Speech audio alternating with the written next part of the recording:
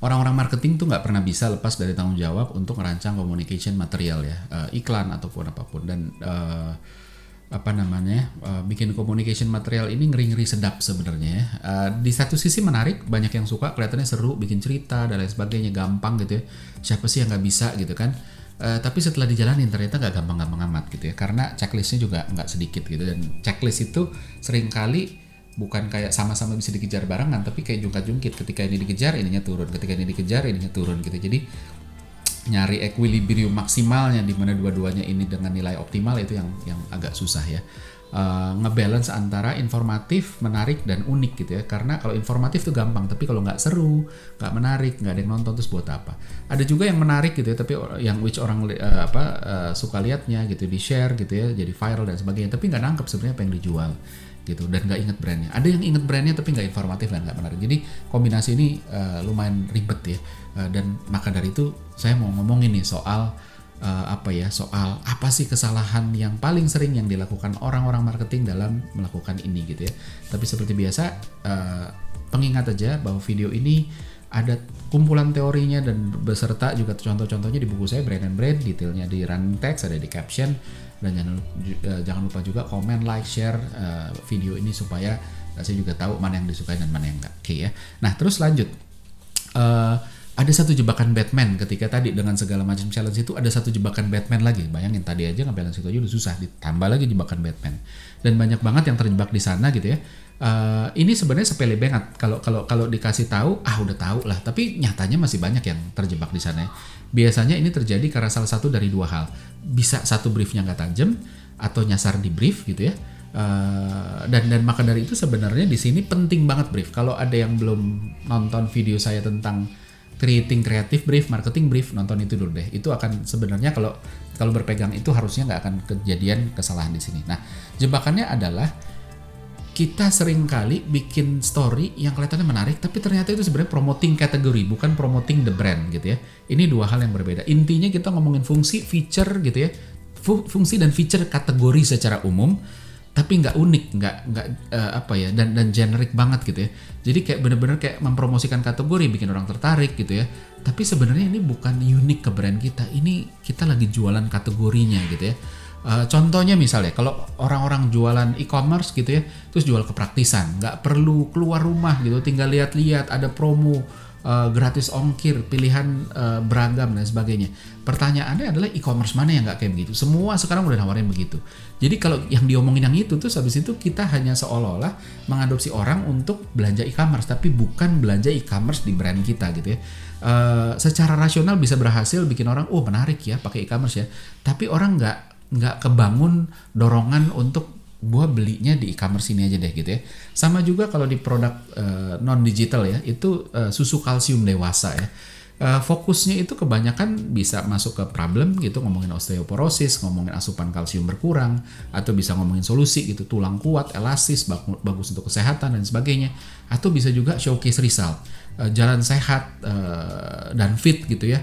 Terus habis itu bergerak lebih fleksibel dan sebagainya. Pertanyaannya adalah susu kalsium lain emang nggak bisa? Semua kan nawarin itu gitu. Respon audiensnya iya udah tahu gitu ya. Terus kenapa harus lu? Pertanyaannya kan gitu. Orang pada akhirnya butuh itu gitu. Jadi hasilnya kita jadi bantu toko sebelah dan semua orang yang bermain di kategori ini untuk masuk ke sini. Tapi belum tentu pakainya ke kita gitu. Bisa nanti ke kita tapi ada syaratnya gitu ya. Yang pertama adalah kalau kita melakukan jualan kategori ini dan orang balik ke kita, itu hanya terjadi ketika spending kita besar. Sehingga kita punya share of voice tinggi, share of mind tinggi gitu, dan gapnya jauh sama nomor 2, nomor 3. Sehingga orang akan ingat, kalau susu kalsium sih itu aja gitu. Karena itu saya paling inget iklannya gitu kan. Dan ya udah yang lain tuh nggak terlalu kedengeran. Yang kedua adalah syarat kedua competition. Secara kompetisinya nggak agresif gitu ya, kalah jauh dari sisi share of voice dan share of mind. Yang ketiga adalah distribusinya juga agresif, ada di mana-mana kelihatan, jadi orang ingetnya dia lagi gitu ya. Nah pertanyaannya, bisa sustain nggak kalau dilakukan gitu? Bisa, asal ya tadi kondisinya juga terjaga gitu ya, spending, share of voice-nya bagus, competition-nya nggak agresif gitu ya, distribusi dominan dan lain sebagainya. Nah itu pun masih ada resiko kegeser gitu ya.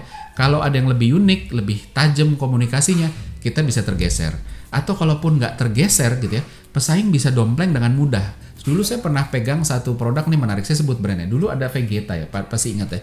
Vegeta ini kan minuman fiber, tapi sebenarnya di komunikasi tuh nggak ada yang unik. Dia mengedukasi bahwa ayo bahwa kurang serat itu nanti pencernaan nggak lancar, nanti mulai nggak enak nanti dan lain sebagainya dari segala macam.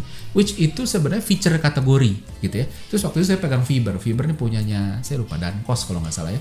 Nah, Fiber ini sebenarnya sama kayak Vegeta, bedanya adalah dia punya vitamin lebih banyak. Ada tambahan-tambahan vitamin, ada vitamin C, vitamin E dan lain sebagainya gitu ya.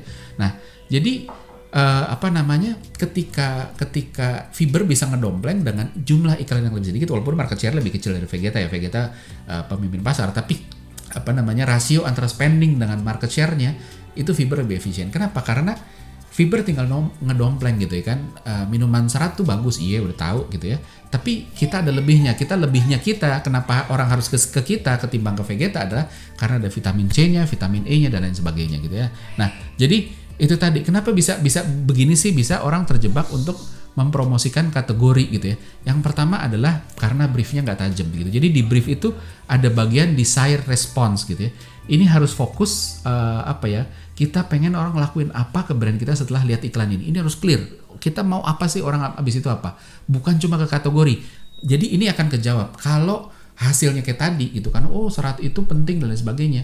Orang tidak punya desire responnya itu bukan ke brand tapi ke kategori.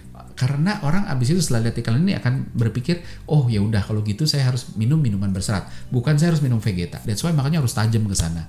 Gitu. Nah, maka dari itu bikin brief tuh nggak gampang, dan jangan lupa tuh lihat edisi tentang brief marketing ya. Nah, kedua adalah bisa aja briefnya udah benar tapi waktu brainstorm nyasar, ya kan biasa ya. Ini bias ya, ketika kita ngelakuin sesuatu terus habis itu ketarik-tarik ke sana sini.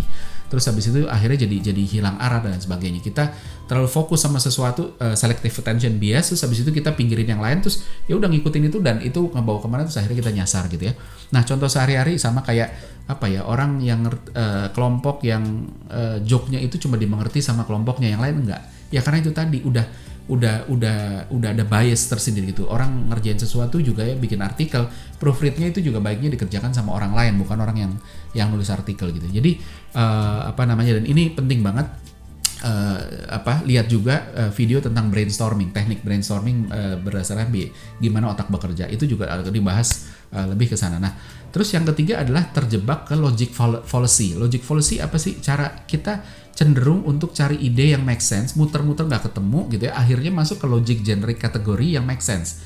Oh iya, memang ini logic banget gitu, tapi kita lupa bahwa itu mengkomunikasikan kategori ketimbang brand. Banyak banget. Coba lihat balik deh iklan-iklan yang kita pernah buat, iklan-iklan yang lagi dibuat, itu mempromosikan brand kita atau mempromosikan kategori. Brand ini bukan artinya ngebangun brand ya, bukan itunya, tapi apakah hal yang dikomunikasikan itu hal yang unik menempel di brand kita doang, atau sebenarnya itu generik di brandnya doang. Kebanyakan yang begitu. Nah, sayangnya banyak banget yang terjebak di sini ya. Lebih dari 50% kalau saya amati sepanjang karir saya yang kayak begini-begini tuh banyak banget yang akhirnya terjebaknya ke sana. Coba lihat iklan-iklan yang lalu-lalu ya. Nah, solusinya apa? Solusinya pertama adalah bikin brief yang tajam sekali, spesifik ke brand, bukan ke problem aja, bukan ke solusi aja gitu ya. Atau ke kategori function, tapi memang benar-benar pertanyaannya adalah apakah desire response-nya itu nempelnya ke brand ketimbang ke kategori. Apakah desire response-nya itu bikin orang jadi mau mengkonsumsi brand ini, bukan bikin orang mau mengkonsumsi kategori ini gitu. Bukan itu gitu. Jadi itu penting banget. Dan yang kedua, selalu balik lagi ke brief. That's why makanya brief itu harus ada di depan supaya apa? Supaya begitu nanti jalan, kita cari ide segala macam, udah sampai kemana-mana kita bisa cek di ujung. Kita biasa apa enggak tuh diceknya di ujung dengan melihat apakah benar story yang kita create ini sesuai dengan brief yang ke depan gitu ya. Kalau ini sesuai, bagus banget. Kalau enggak, nah kita bisa ternyata ini enggak menjawab brief yang depan, bahwa desire response-nya adalah bikin orang jadi ngambil action terhadap brand kita, bukan terhadap kategori gitu. Nah, ini beneran, ini kasus yang banyak banget, ini sepele, semua pasti kalau dibilang iya udah tahu gitu, tapi kenyataannya banyak banget yang terjebak. Karena memang banyak banget produk-produk yang juga sebenarnya nggak unik, sehingga mau ngomongin mau ngebawa mau create desired respon ke brandnya juga aduh mau gimana, gue juga nggak unik, semuanya ya sama-sama aja. Akhirnya yang diomongin balik lagi soal kategori. That's why makanya seringkali ketika kita bikin story begini, bikin iklan dan lain materi komunikasi lainnya, itu penting banget spend waktu di depan lebih lama sedikit, najemin briefnya, ngerti bahwa positioningnya bagusnya lebih tajam ke sini ya, ketimbang udahlah nggak usah buang waktu ke sana, ntar disempurnain sambil jalan. Jangan, karena begitu disempurnain sambil jalan, akhirnya abis itu malah nggak keruan-keruan. Kadang ke sini, kadang ke situ dan lain sebagainya. That's why makanya penting banget dari depan itu persiapannya proper, tajam yang dimau apa, abis itu baru kita bisa jalanin.